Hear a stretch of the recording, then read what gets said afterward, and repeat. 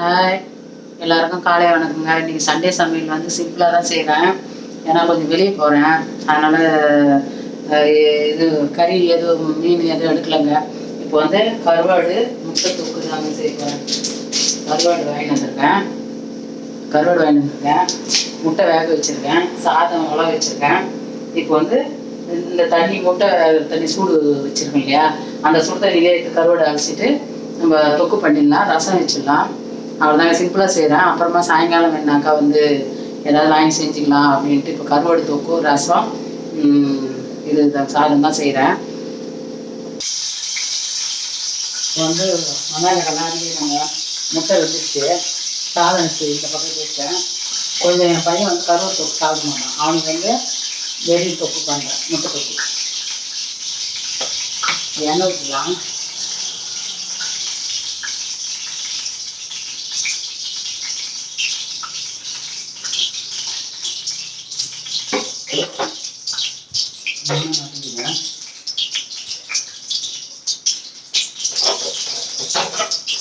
நிறைய எண்ணெய் இருந்தால் சாதம் பண்ணணும்.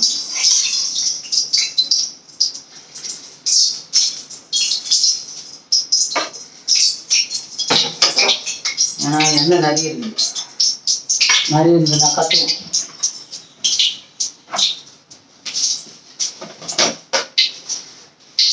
கடுகு போட்டான்.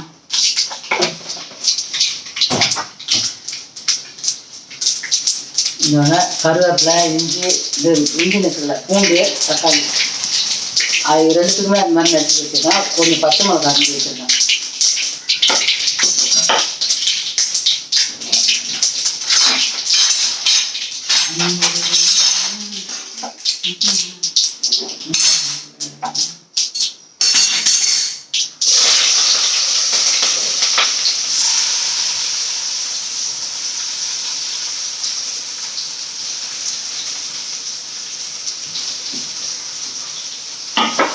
ரெண்டுத்துக்குமே வந்து வெங்காயம், தக்காளி, பூண்டு போட்டு வெங்காயம் பூண்டு போட்டேன் வதக்கத்துல.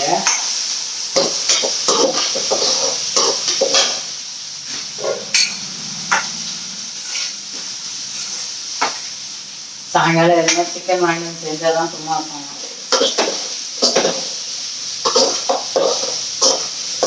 இப்போதைக்கு செய்கிறேன். அவன் ரசமும் சாப்பிட மாட்டான், கருவாடு தொக்குவும் சாப்பிட மாட்டான். அதனால் நான் தனியாக செய்கிறேன். எங்களுக்கு வந்து கருவாடு தொக்கு செய்கிறேன். எனக்கு எங்கள் வீட்டுக்காரருக்கு செய்கிறேன். அவர் கூட கருவாடு சாப்பிட மாட்டாங்க. தொக்கு எடுத்துப்பாரு, அதில் முட்டை வச்சு போட்டால் பிடிக்க வருது. நம்ம எடுத்துப்பாரு.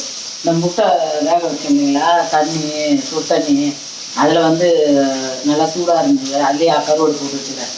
அதை ஊறிச்சின்னா நல்லா கழுவிலையா அப்படின்னு. இது வதங்கினே இருக்கட்டும், கழுவிடலாம்.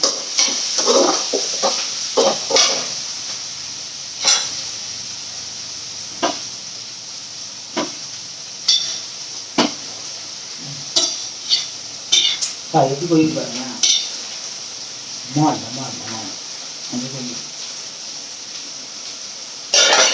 ஸ்லோ வச்சுட்டு பொறிக்கிறியான்னு தெரியல. அடுப்பு மேலே என்ன விழுந்தா மட்டும் அப்படியே கடுப்பா இருக்கணும்.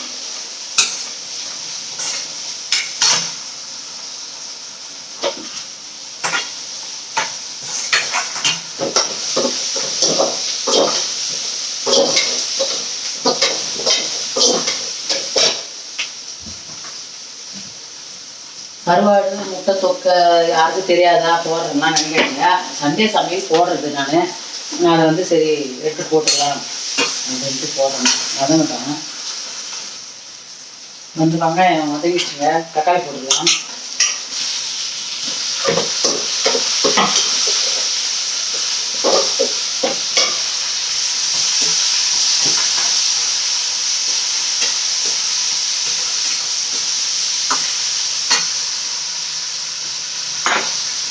ரெண்டுத்துக்குமே வந்து உப்பு போட்டுக்கலாங்க வதங்கிறதுக்கு. தக்காளி உப்பு போட்டு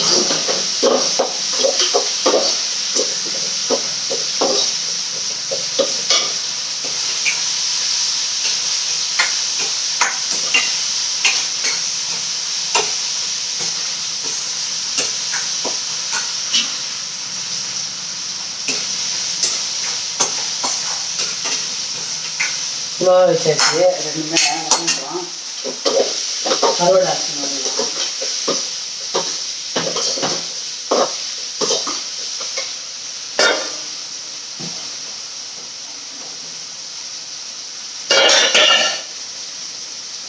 11 மணிக்கு வர சொன்னாங்க. 11 மணிக்கு போக முடியாது. 12 கரெக்டாக ஞாயிற்றுக்கிழமை தான் வந்து வேலை பண்ணுறது. கருவோட அலசின்னு வந்துட்டேங்க. நல்லா பழிச்சுன்னு நல்லா விட்டுருச்சு. அது ஊர் சீட்டுங்களா, அது நல்லா விட்டுருச்சு. இப்போ இது கூட போட்டு வதக்கலாம். ஏன்னா கருவோடு வந்து வதங்கினா தான் நல்லாயிருக்கும். அது 3 பாக்கெட்டு 30 ரூபா. நல்லா போட்டாச்சு. இப்போ வந்து இதுக்கு மஞ்சள் தூள் போடலாம். தக்காளி போட்டு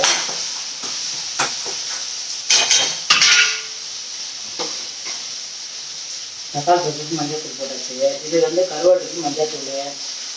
கருவாடு கொஞ்சம் அதிகமாக போடணும் மஞ்சள் தூள். இது தக்காளி தூள் கொஞ்சம் கம்மியாக போட்டாலும் பரவாயில்ல. பவுச்சு அடிக்கிறீங்களா கருவாடு?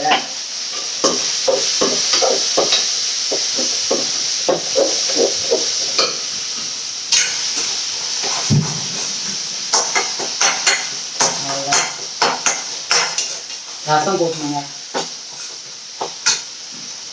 ரசம் கூட்டிட்டுன்னா நல்லா காய்ச்சிட்டுனா சரி. இதுக்கு ஒரு மிளகாய் போட்டுக்கலாம். அது கொஞ்சம் தான்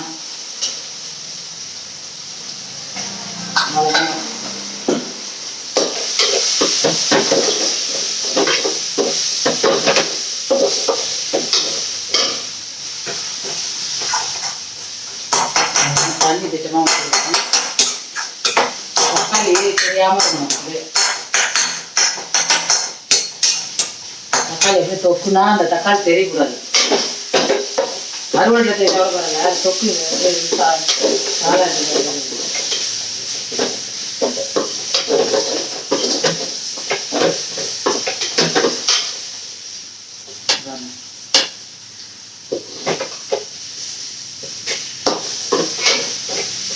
இப்போ வந்து தண்ணி ஊற்றிக்கலாம். இதுக்கும் கொஞ்சம் தண்ணி ஊற்றணும். தண்ணி குடிச்சிக்கலாம்.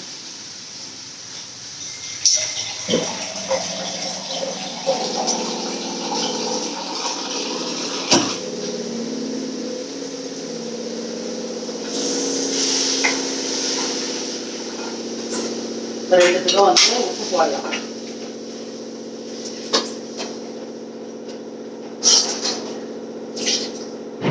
ரெண்டுத்துக்கும் உப்பு போட்டுக்கலாங்க. இதுக்கு கொஞ்சமா போடுறேன். ஏன்னா கருவேப்பிலை உப்புணும். இதுக்கும் கொஞ்சம் தான். சரி கொஞ்ச நாள் இது தக்காளிக்கு.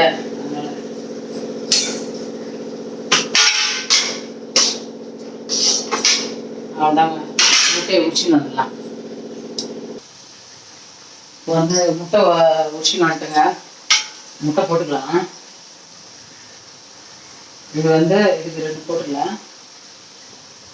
பையனுக்கு ரெடி ஆயிடுச்சு.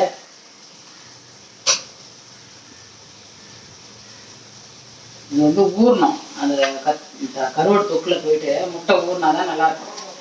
டேஸ்டா இருக்கும்.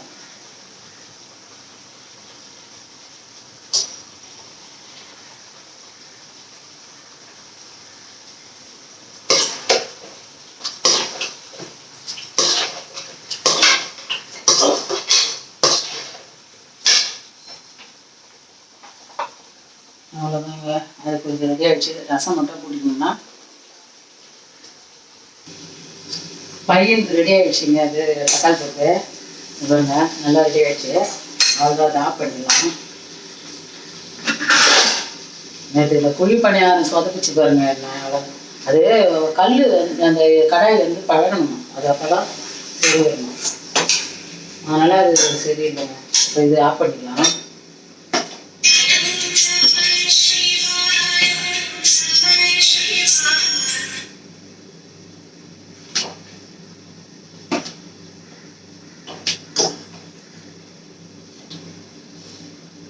சாதம் கொஞ்சம் நேரம் வேகணுங்க. இருக்கட்டும். அதுக்குள்ள ரசம் இது பண்ணிடலாம். அதுவும் ரெடி ஆகிடுச்சு. ரசம் மட்டும் தாளிச்சிட்டோங்க போதும். முடிஞ்சிடும். எனக்கு எட்டி சிங்கிள் ஞாபகம் தாங்க வருது. எட்டி பார்க்குறேன். அந்த கரெக்டாக வந்து சாப்பாட்டுக்கு நிற்கும். பிஸ்கெட்டு அதுக்கு ஒரு பாக்கெட் வாங்கிட்டு வந்து காலி ஆயிடுச்சு. ஒரே ஒரு பிஸ்கெட் இருக்குது. அதுக்கப்புறம் எங்கள் வீட்டுக்காரர்கிட்ட சொல்லுவேன், வாங்கி வர சொல்லுவேன். பாருங்க, ஒரு பண்டல் வாங்கி வரேன். ஒரு பண்டல் வாங்கி வந்ததுல ஒண்ணுதான் இருக்குது. இதுதான் அவன் சாப்பிடாத போனான். இது அப்படியே பாக்கெட்டாக வாங்கி வருவார். இது அப்படியே டெய்லி ஒரு சமயம் சாப்பிட மீன் குழம்பு கறி குழம்புனா நல்லா சாப்பிடுவா. இந்த பால் சாதம் தான் வைப்பேன், தயிர் சாதம் பால் சாதம். அது கொஞ்சம் கஷ்டமாக இருக்கும். பிஸ்கெட்னா நல்லா சாப்பிடுவோம். 2 பாக்கெட்னா கூட சாப்பிடுவோம். அதை நான் சரி எப்போ வருதோ அப்போல்லாம் எனக்கு கஷ்டமாக தாளமாக இருக்கும். அந்த நேரத்துலாம் வந்து பிஸ்கெட் உள்ளே வந்து அம்மாக்களை வீடு இங்கே வருங்க, அடுப்புங்க 2 வருங்க வந்து அதிலே திட்டுவாங்க, வீட்டுக்குள்ளெல்லாம் விடுறீங்க அப்படின்ட்டு திட்டுவாங்க. சரி பரவாயில்ல இருக்கட்டும், அது ஒரு ஜீவன். சில பேர் அதுனா நாய் தானே செத்து போச்சு, அதுக்குன்னா அவ்வளோ ஃபீல் பண்ணுறேன்றாங்க. அது ஒரு ஜீவன் தாங்க. ஆனால் மனுஷாலை விட நாய் வந்து நன்றி உள்ளதுங்க. நான் நான் வந்து ஒரு அப்போவே வந்து அப்போவே வந்து அவ்வளோ பழகிச்சு. நான் போட்ட சாப்பாடை என்னவோ அது அவ்வளோ ஒரு பாசமாக இருந்தது. அதே மனுஷாளுக்கு சொல்லுங்க, அன்னைக்கு சாப்பிட்டு போயிட்டு மறுநாள் மறந்துடுவாங்க, நன்றியே நினைக்க மாட்டாங்க. ஆனால் அது தெரியுமா, எவ்வளோ பாசம் தெரியுமா என் மேலே. சரி என்ன பண்ணுறது, அது சரி மறக்க மாட்டாங்க நான் நினைக்கிறேன். மறக்க முடியல. நானும் சரி அது எடுக்கவே கூடாது அப்படின்னு பார்க்குறேன். அது சின்ன ஞாபகம். ரசம் கூட்டிக்கலாம். இன்னும் கடவுள் அதை வீட்டுக்கு போயிட்டாரு, என்னத்துக்கு தெரியல. இன்னும் கொஞ்ச நாள் அது இருக்கக்கூடாதா இங்கே.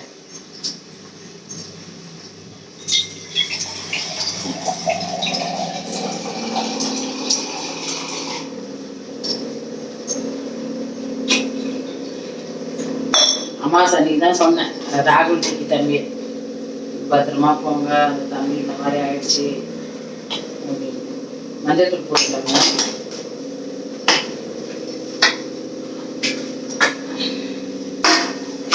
ஆனா கடவுள் உடனே வந்து இந்த மனுஷாளுக்கு தான் அந்த மாதிரி ஒரு நிலையெல்லாம் சாவு வருதுன்னு பார்த்தா, விலங்குகளுக்கும் இப்படிதான் படைப்பார். விலங்கு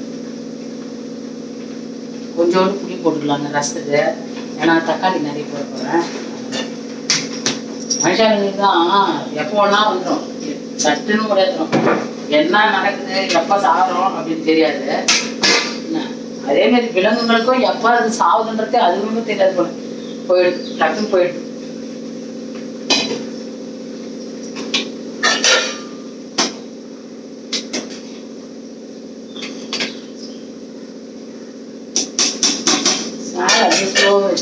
உடச்சின்னு வந்துடுங்க ரசத்துக்கு. வந்து ரசத்துக்கு வந்து இது போட்டிருக்குறேங்க, 3 காஞ்ச மிளகாய், நல்லா 1 ஸ்பூனுக்கு சீரகம். நான் சீரகம் நிறைய வைக்கணுங்க. மிளகும் அதே போல் 1 ஸ்பூன். எவ்வளோ சீரகம் போடணுமோ அவ்வளோ மிளகு போட்டுக்கலாம்.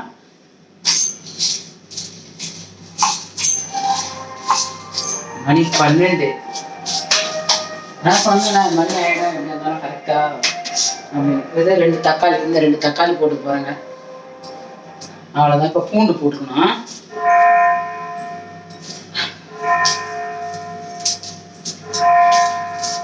பூண்டு அப்படியே தோலோட பூண்டு போட்டுக்கலாம். லாஸ்டாக தான் போடுவோம். பூண்டு போட்டுக்கலாங்க, ஒரு 10 பல்லு பூண்டு.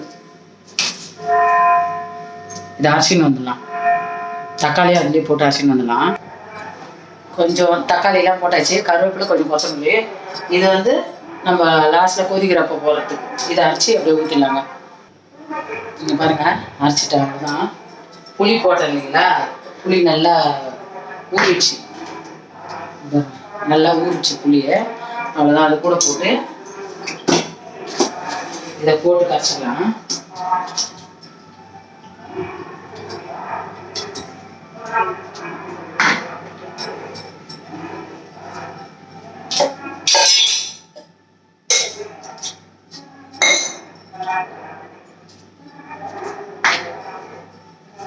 மஞ்சத்தூள் ஆல்ரெடி போட்டேங்க, இன்னும் கொஞ்சம் தண்ணி ஊற்றி இது பண்ணிக்கலாம்.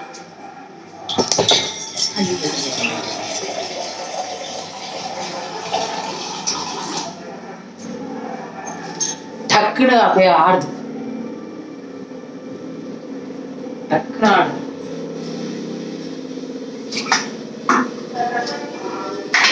அவ்வளோதாங்க.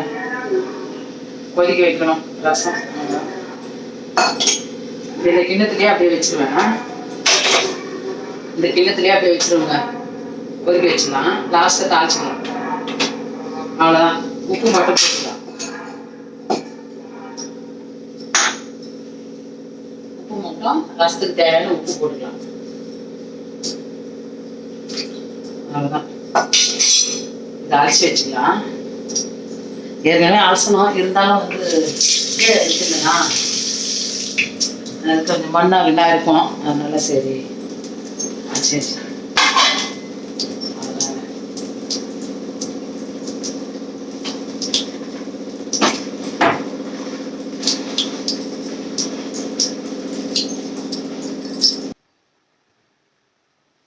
ரசம் நல்லா கொதி வருதுங்க.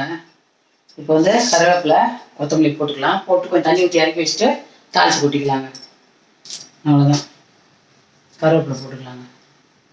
நல்லா வருது பாருங்கள், கொதி வருது பாருங்கள். ஏன்னா ரொம்ப கொதிச்சுதுன்னா நல்லா இருக்காது.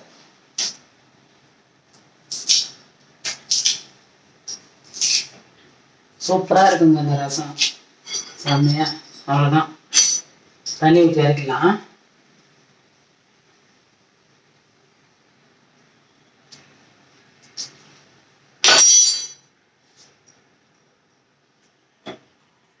இப்போ இதிலே தாளிக்கணும்.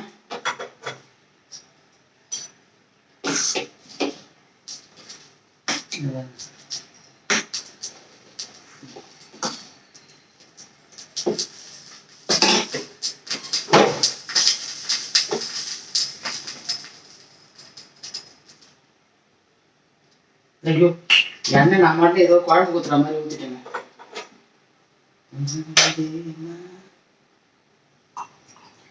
ரசத்துக்கு நாள் இல்லாம குழம்பு ஊத்துற மாதிரி ஊத்திட்டு அதை அப்படியே வச்சுக்கலாம்.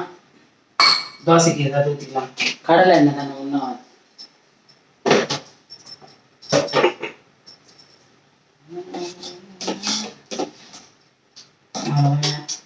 பெருங்காயம், தூள் பெருங்காயம் தான் போட போகிறேன். தூள் பெருங்காயம், கடுகு,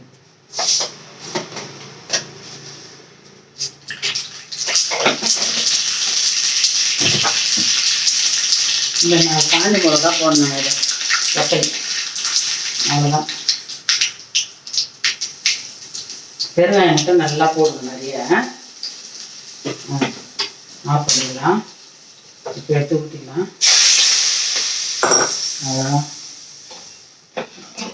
பெருங்காயம் நல்லா தான் வாசனை. எல்லாம் ரெடிங்க. வாங்க, நம்ம வீட்டில் கருவாடு தொக்கு, ரசம், சாதம் வச்சுட்டேன். கருவாடு பிடிக்காதவங்களுக்கு சாதத்தில் இது தக்காளி வச்சுருக்கேன். வாங்க. அவ்வளோதாங்க, முடிஞ்சதா?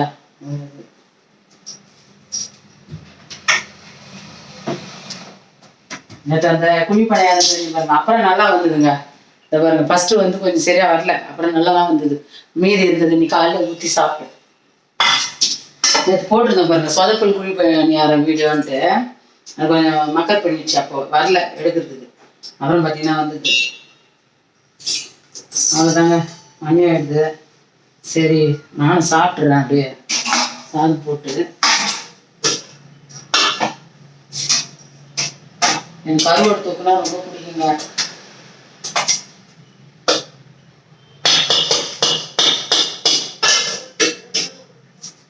கருவாடு தொக்குனா எனக்கு ரொம்ப பிடிக்கும், சாப்பிடுவேன். ஃபர்ஸ்ட் கருவாடு தொக்குல சாப்பிட்டேன், அப்புறமா ரசம் ஊற்றிட்டேன்.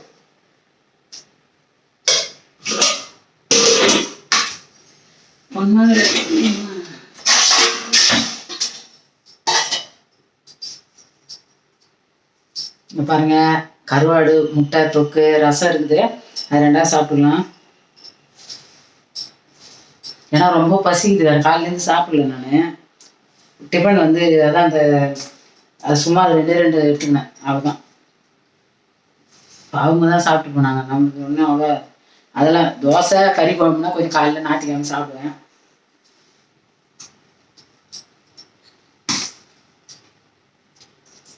நல்லா இருக்குங்க. சிங்கத்துக்கு கூட கவிச்சு தாங்க பிடிக்கும். இந்த கடாயிலே இப்போ பரட்டி எடுத்து போடுவேன், அப்படி சாப்பிடுவான். அவ்வளோதான், நான் வீடியோ முடிச்சுக்கிறேன். ஆனால் நான் சாப்பிட்னா லேட் ஆகிடும். பாய்ங்க. வாங்க நம்ம வீட்டில் கருவாடு தொக்கு, ரசம், சாப்பாடு சாப்பிட்லாம். இந்த வீடியோ பிடிச்சிருந்தா லைக் பண்ணுங்கள், ஷேர் பண்ணுங்கள், கமெண்ட் பண்ணுங்கள், சப்ஸ்கிரைப் பண்ணுங்கள். பாய் சொந்தங்களே, உறவுகளே.